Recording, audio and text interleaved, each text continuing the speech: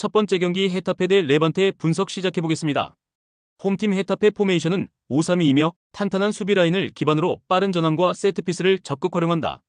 아람바리는 중원에서 박스투박스 움직임을 선보이며 후방 빌드업과 전방 공격 연결의 핵심 축을 담당한다. 특히 최후방과 최전방 사이 공간을 넓게 커버하며 전방 공격수 우체에게 결정적인 패스를 찔러주는 능력이 뛰어나다.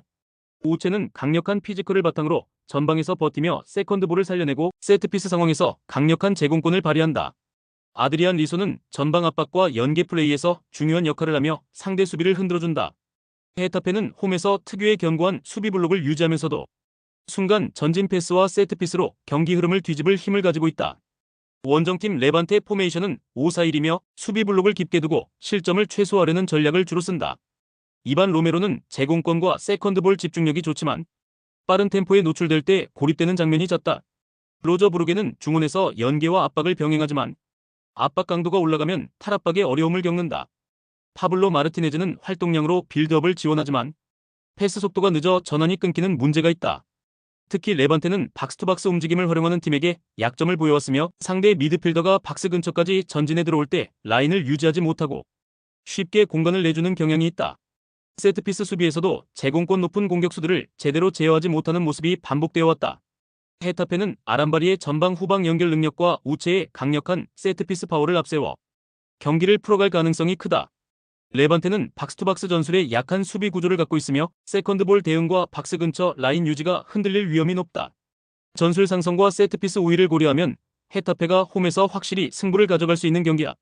두 번째 경기 마인츠 대 도르트문트 분석 시작해보겠습니다. 홈팀 마인츠 포메이션은 3-4-3이며 시브는 박스 안에서 제공권과 마무리 능력을 갖추고 있어 세컨드볼 상황에서 위협적이다. 네벨은 중원에서 활동량과 볼 배급을 동시에 책임지며 경기 템포를 조율하는 핵심 축 역할을 한다. 아미리는 순간적인 전환 속도와 전방 침투를 겸비해 상대 수비 라인을 흔들 수 있다. 하지만 이재성이 햄스트링 부상으로 빠지고 주전 수비수 코어가 퇴장 징계로 결정하면서 전력 공백은 피할 수 없다. 그래서 마인츠는 수비 라인의 안정감이 떨어질 수 있으나 홈에서 강한 압박과 끈끈한 수비 블록을 바탕으로 버틸 여지는 충분하다.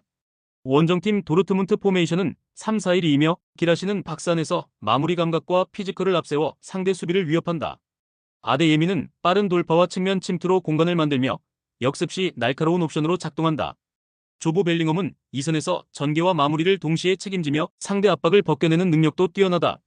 객관적 전력은 도르트문트가 앞서 있지만 주중 챔피언스리그 일정으로 인해 선수들의 체력 소모가 심하다. 결국 감독이 원하는 전술을 구현하는 데 있어 체력 저하가 발목을 잡을 수 있고 경기 전체가 루즈하게 흘러갈 가능성이 크다. 마인츠는 주축 선수들의 결정에도 홈에서 강한 압박과 조직력을 보여줄 수 있고 도르트문트는 전력 우위에도 불구하고 체력 저하가 경기력에 큰 영향을 미칠 수 있다. 결국 빠른 흐름보다는 루즈한 공방이 이어지며 무승부로 귀결될 가능성이 높은 매치업이다. 세 번째 경기 볼프스부르크 대 라이프치히 분석 시작해보겠습니다.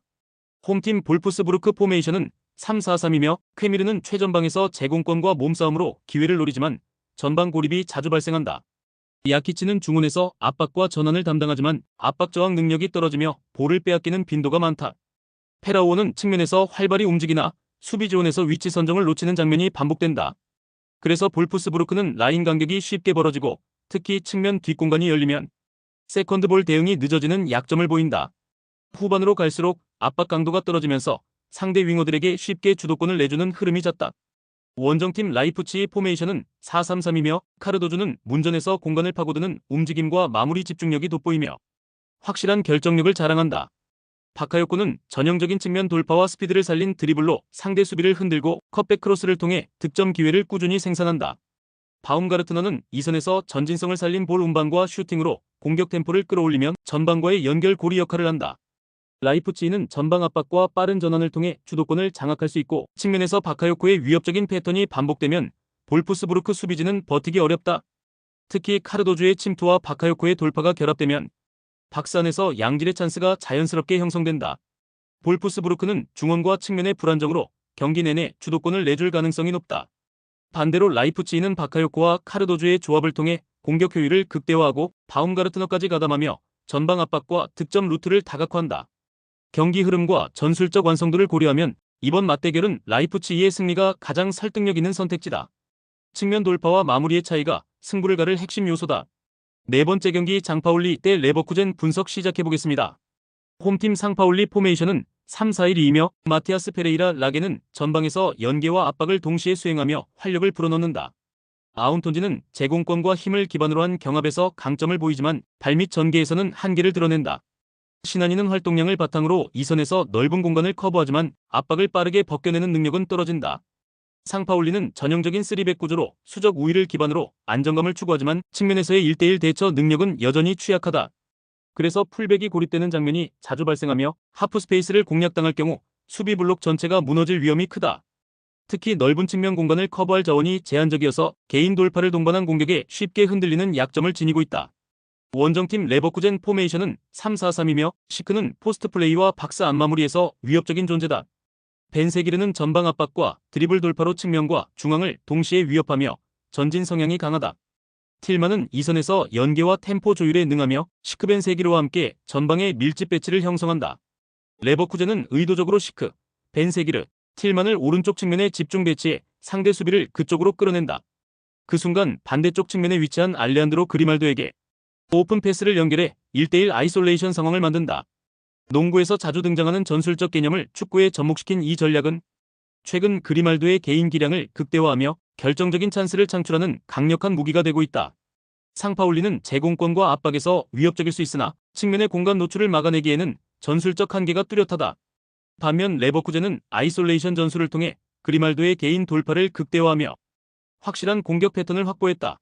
시크와 벤세기르, 틸만이 오른쪽에서 압박을 가한 뒤 반대편을 열어주는 움직임은 이미 검증된 무기다.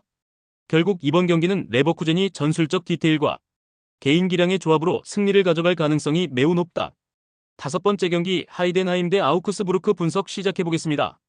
홈팀 하이덴하임 포메이션은 3-4-3이며 지부지바제는 전방에서 제공권 경합과 압박 가담으로 힘을 보태지만 마무리에서의 날카로움은 부족하다. 레오 시엔자는 측면에서 왕성한 활동량으로 전개에 기여하지만 수비 전환 속도가 느려 측면 공간을 쉽게 내주는 장면이 잦다. 도오시는 중원에서 볼 배급을 시도하나 상대 압박 강도에 밀리면 전개가 끊기며 팀 전체 템포가 무너진다.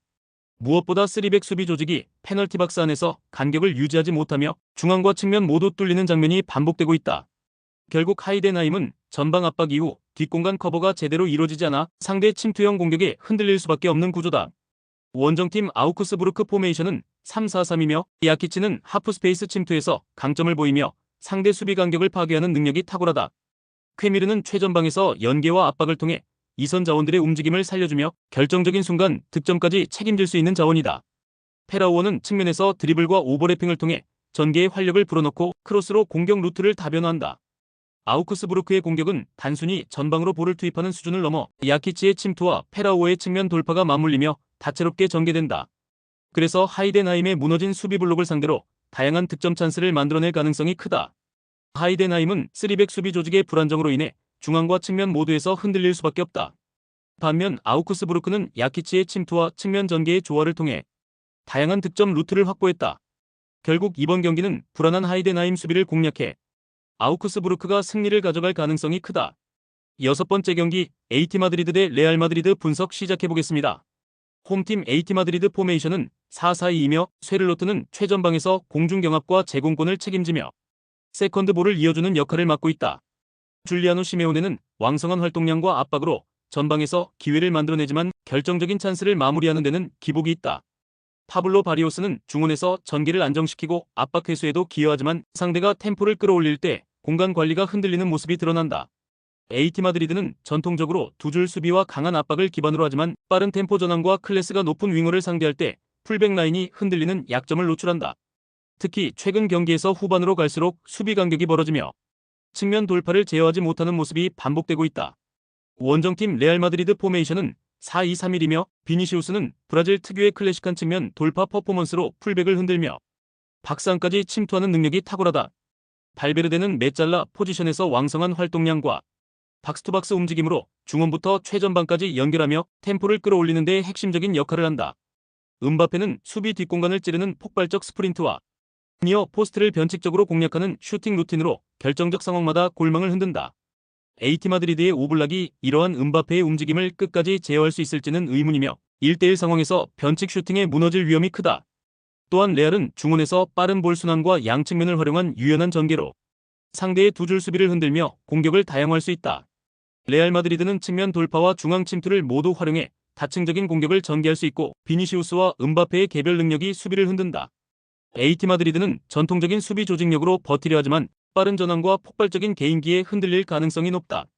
결국 전술적 유연성과 화력의 질적 우위가 후반 승부처에서 차이를 만들어낼 전망이다.